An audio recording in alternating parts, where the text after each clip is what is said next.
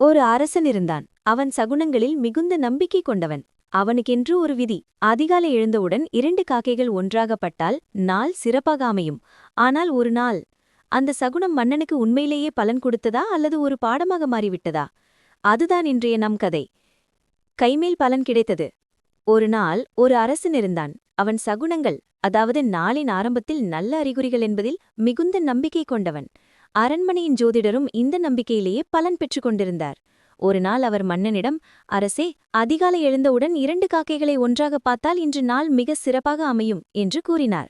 இதை கேட்ட மன்னன் உடனே சேவகனை அழைத்து, நாளை முதல் விடியற்காலையில் வெளியே சென்று 2 காக்கைகள் இருந்தால் உடனே சொல்லிவிட என்று கட்டளையிட்டான். அடுத்த நாள் காலை சேவகன் மகிழ்ச்சியுடன் தெருவில் சுற்றிக் கொண்டிருந்தான். அப்படியே பார்த்தான், 2 காக்கைகள் ஒன்றாக ஒரு மரத்தின் கிளையில் அமர்ந்திருந்தன. அடடா, இது நல்ல சகுனம், இன்று நிச்சயம் எனக்கு பதவி உயர்வு கிடைக்கும் என்று மகிழ்ச்சியுடன் அரண்மனைக்கு பாய்ந்தான்.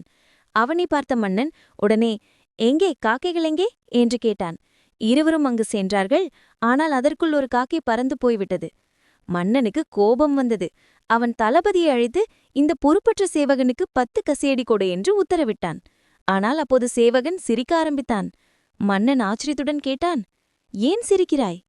அப்போது சேவகன் சொன்னான், மகாமன்னரே, இன்று நான் மட்டும்தான் 2 காக்கைகளை பார்த்தேன். இப்போது கைமேல் பலன் கிடைத்ததே இல்லையா?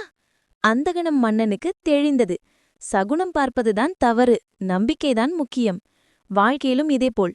நம்பிக்கை இல்லாமல் சகுனங்கள் உதவாது. ஆனால் மன உறுதி இருந்தால் அதுவே மிகப்பெரிய பலம். கைமேல் பலன் கிடைத்தது ஒரு நகைச்சுவையுடன் கூடிய வாழ்க்கை பாடம். ஆடியன்ஸ், இன்னும் பல சுவாரஸ்யமான கதைகளுக்காக சப்ஸ்கிரைப் பண்ணுங்க.